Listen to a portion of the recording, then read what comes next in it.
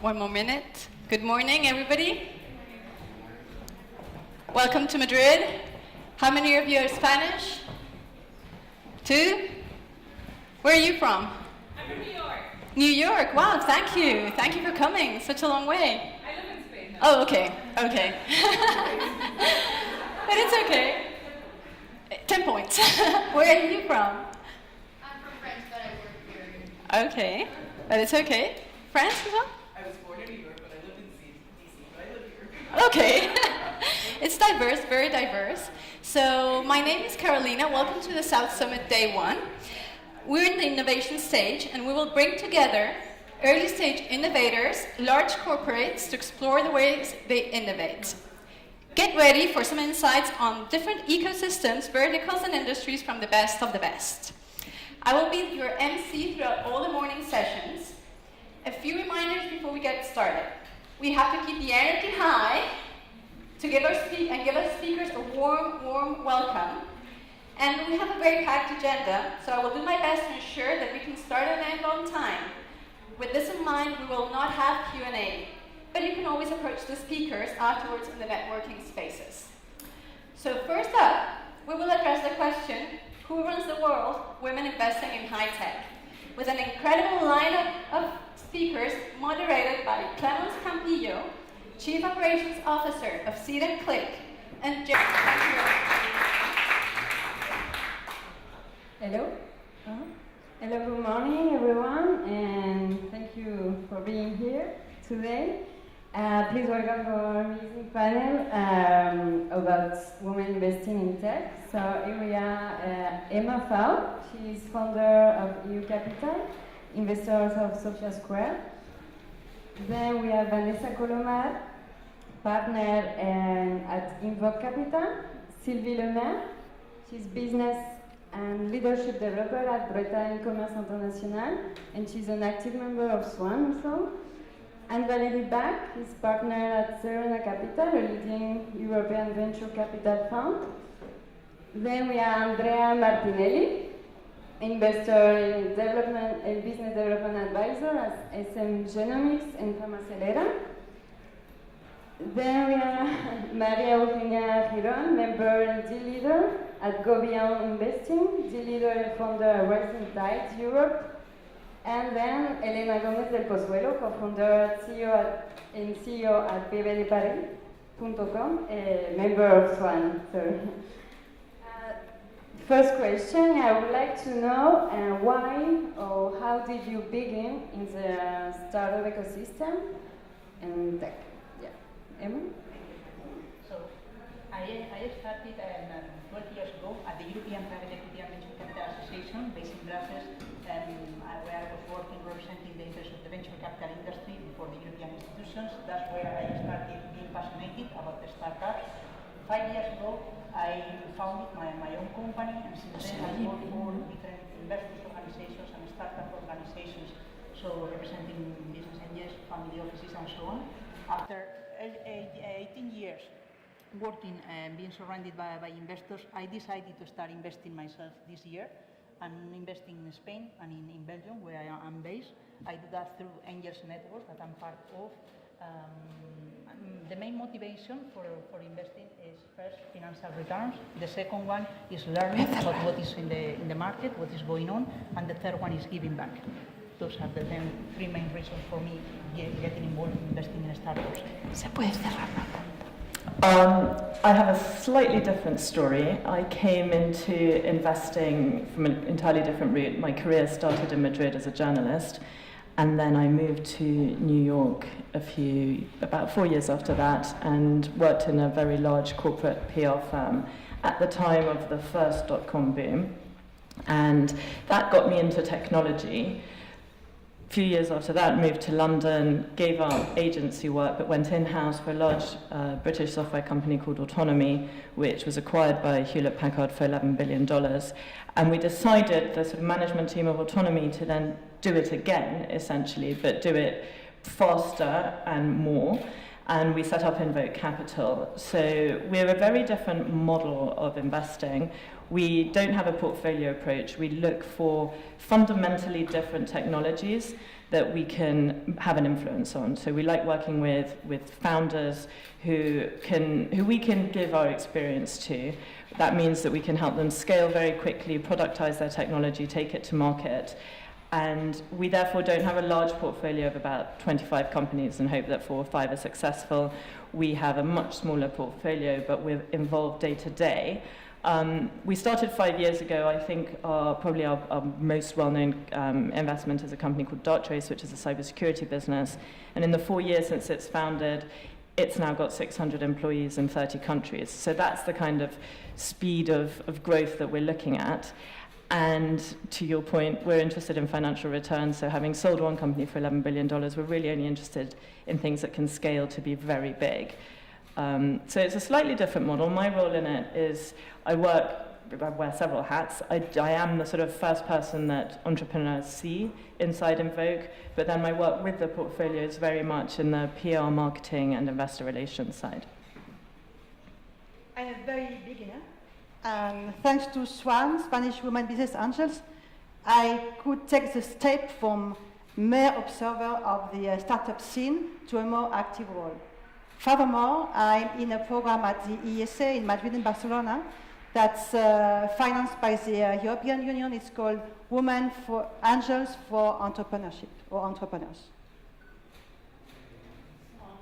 I started a long time ago. I have a business and a banking background, and I used to, in the last century, IPO tech companies.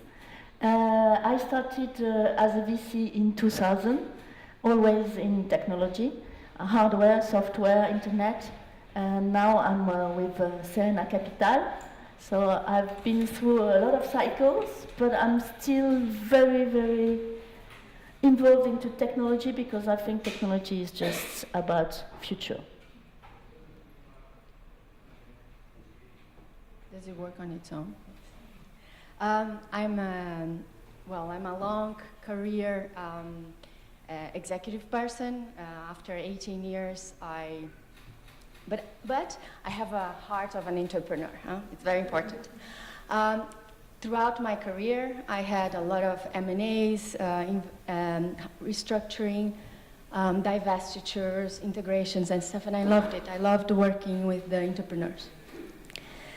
It's also true that my heart, entrepreneur heart, didn't quite fit with following the right steps of the big corporate and sometimes having to comply.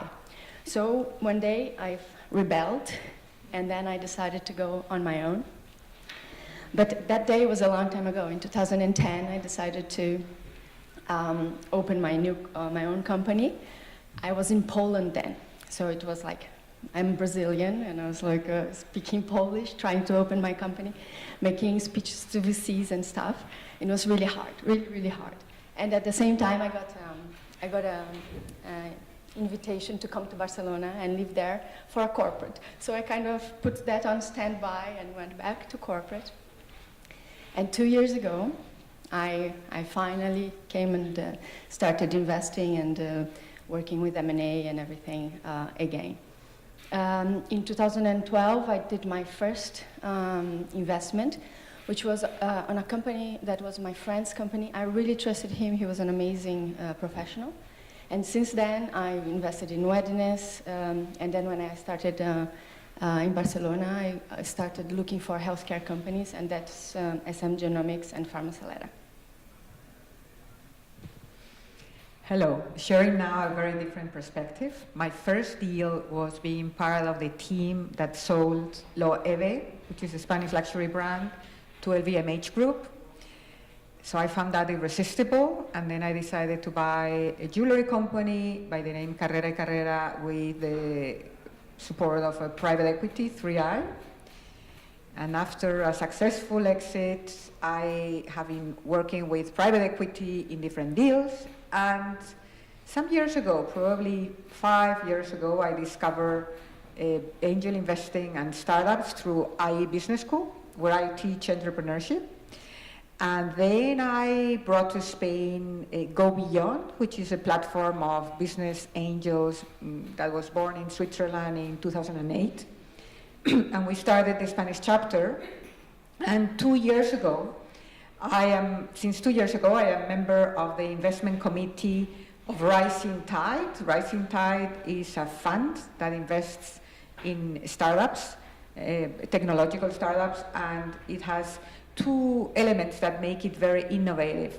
One is that we invest in European deals, but second is that all of the LPs are women.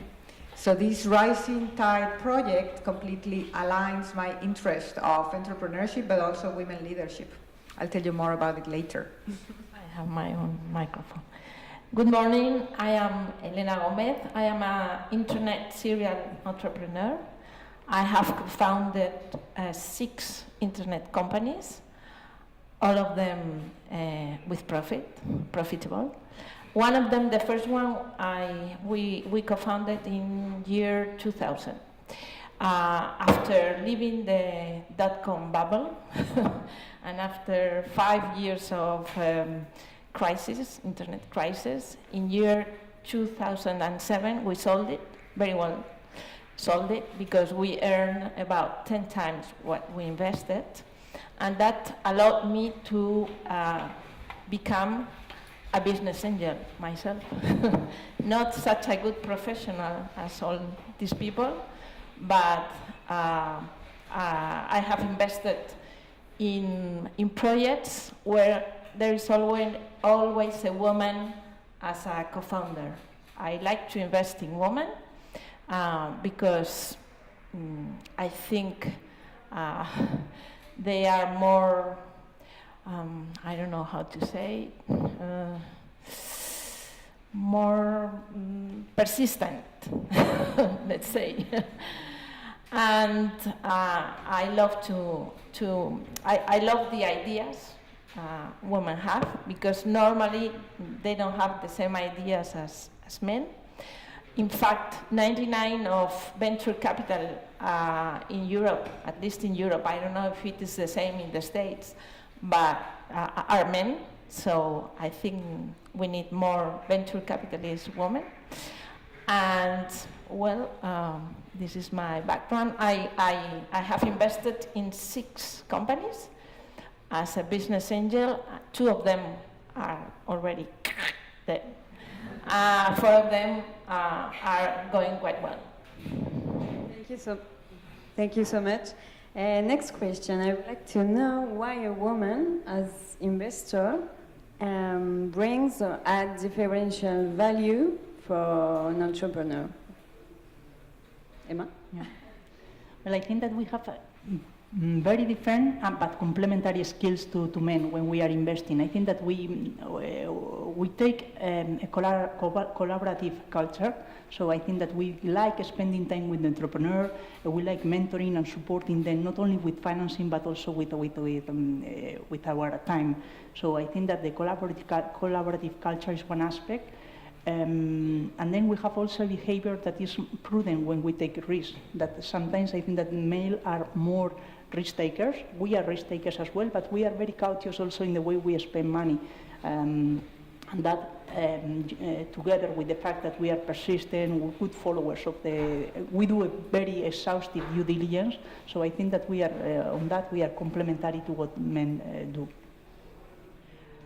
I think a lot of that is true. I'd say my experience in the last sort of 3 or 4 years is that the male ego tends to get in the way of negotiating a deal in a way that females don't necessarily. I find, compared with my all-male partners, they look at the negotiating the point, winning the point, whether it's on dilution or anti-dilution, etc.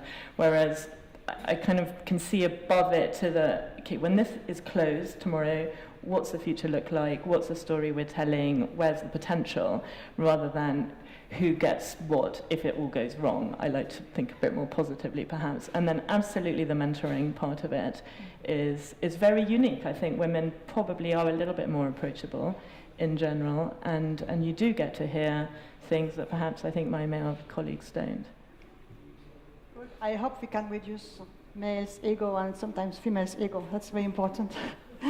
I believe we can bring some more creativity maybe, and also a change of perspectives. That's always good to balance the intuition and the rational, so I think it's more getting more balanced points of view. Sorry. So we're not really looking for women managers, but because I don't think it's really a matter of women and men or having people gender against gender. It's more having people mixing together. It can be a matter of gender, but it can be also a matter of background or anything. So it's very interesting to have mixed teams.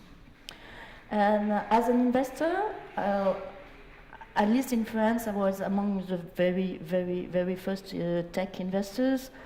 What people told me, because I couldn't really feel it, is that discussions in the boards are much more business-driven instead of testosterone-driven. Like I'm right and you're wrong.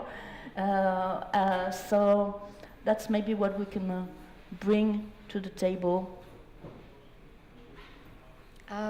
For me, it's about the feminine side, which a man can have and a woman can have as well. It's a little bit similar. And it's sensitivity and systemic vision, I think it was said. You know, you look at the whole and have this insight. You have something here that you allow it to express, to make decisions as well as here. Well, I want to question the question, because do we ever ask what do men investors bring to a deal?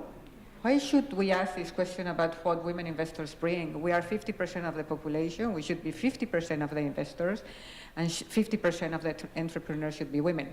So the question needs to be, what are we doing to change that? Well, this panel is part of that, so that's very good news already. I like startups run by people that has experience, a lot of experience in their sector. And I like also startups that are run by someone that has had success in the past. Also, fracasos, ¿cómo se dice? Failures, okay. But I look a lot also because I invest in people, not in really in a company. I like to invest in the founders of the company, and I look a lot for their reputation in the past. I like a lot young people, but I prefer to invest in people that has some experience in their sector and that have a good reputation in their past works. And also for me, it's very important to have the same principles that the co-founders. For example, honesty, transparency, great workers, power of communication, flexibility, persistence. Okay, thank you. And what kind of tech startup are you looking to invest now? I'm looking at disruptive technologies, that companies that are tech startups that are addressing a large market, not a niche market, and that companies start tech startups that are led by a strong team. I'm particularly curious now by technologies applied to sectors like agriculture or health. I think that I'm very, very curious, and I'm trying to find opportunities in those fields. We look at fundamental technologies, so that's generally speaking very heavily machine learning based, artificial intelligence based. Sector agnostic, it's much more about the technology than the market. My target investments would be a very clear added value, a complementary team, not two engineers. I would go running. We need one at least, but not. And also, my favorite would be these that ally technology and training. So we have a fund that is fully dedicated to data and artificial intelligence. So we're looking for those kind of technologies, but our view is a little bit different because we are looking for applications in various industries. So we are looking for people who have technological skills, of course, but also a great experience in the field that they want to disrupt, because we think that technology is never enough and per se is not a goal. We need to have proper applications to scale a business in a reasonable period of time. Okay, well, part of my job is to look for and connect companies abroad that are looking for investment in Brazil and vice versa. So for that, I have a specific mandate, which is digital health and remote monitoring and virtual hospital. But as part of my business angel, healthcare, ed tech, and from time to time, e-commerce and interesting companies as well. Thank you. Well, our investment strategy for Rising Tide is investing in diversified deals in Europe, so geographically and also industry, in companies aligned with our values. So I can connect to what you were saying in terms of transparency and honesty. And in terms of what we look at, it's either IP value or commercial agreements in place. Those would be the two things that make a deal make sense for us. I remember last night reading the questions we were going to speak about, and I read this question, no? Can you define the future of startups? I have 3 words to define. Yeah, this is the next question. First, we have what kind of tech startup are you looking? I usually invest in things I know. I'm not a great specialist, but I know a little bit in e-commerce and internet projects. Okay, thank you.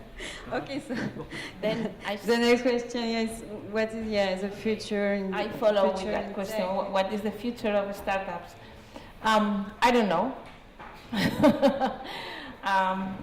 I think, technology is going so quickly that it's impossible to think what is going to happen next year or 5 years from now. So I think when technology is starting, I think it is worse to invest in a project when it is too early, when it is not a technology already adopted. Perhaps if you have a lot of money, like in biotechnology and all that, perhaps in artificial intelligence, yes, you can wait until the technology is really invented. But from my point of view of business angel, I usually invest in technologies that are already adopted. So for the future, I prefer to analyze every project and analyze the state of the technology at that moment. Future of tech. Whatever is going to solve the problems of our planet, and I do not only mean green tech, but all of the enablers for circular economy or sharing economy.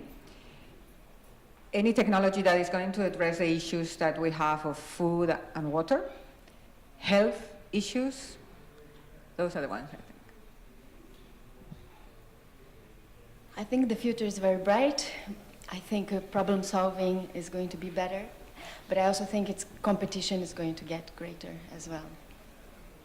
I have one. Well, I agree. I think the future is very bright for technology. This ecosystem is only strengthening, And the relationships between tech startups and big groups are really much better than they were what they used to be. So I think tech is getting more and more pervasive, which is a good news, because that's the only way we can really address the problems that I agree the planet and we have. So I'm very optimistic about the tech scene. And also the people. Tech was mostly engineers driven, and now you have a lot of other talents. You're talking about PR, we're talking about marketing, sales, management. People are really interested in those fields, and I think the whole talents that are addressing the tech scene is amazing at that time. So I'm really very optimistic. I'm optimistic too, but I believe the future of tech will be extraordinary if it's inclusive. It means inclusive for women and men, for all generations, and also North and South, to make it short. I think it's going to be a data-driven future, which is potentially not a particularly interesting or original statement, but with that comes the responsibility of how that data is collected, handled, and to make sure that the algorithms that we're training on that, or that data on, is that they too are taught to behave responsibly. And I think for that, the human mind will still have to come to bear and be responsible and ethical in the development. But generally, I think I'm an optimist about humanity, and I think that good will prevail, but it is something that I think we will have to keep a very close eye on as these technologies start to develop. And I fully agree with the point of using technology for addressing social challenges. I think it's a very, very relevant point. I don't know what is the future, but I think that there is huge potential in applying technologies, for example, in Africa. I see that there's a huge opportunity in applying new technologies, and I think that the future in tech is Africa. So, that's my point. Okay, thank you. Okay, it's time. So, yeah, it was very inspiring to share this moment with you. Thank you again. And please. Yeah.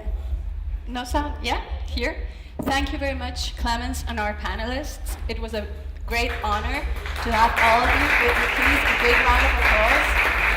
I know it was difficult for them to start on time because they hadn't finished in the main stage, so at the beginning they were here and putting up with the situation, but you did a great job. I think we all learned a lot, and I really appreciate it. Thank you very much. I'm gonna let them come down.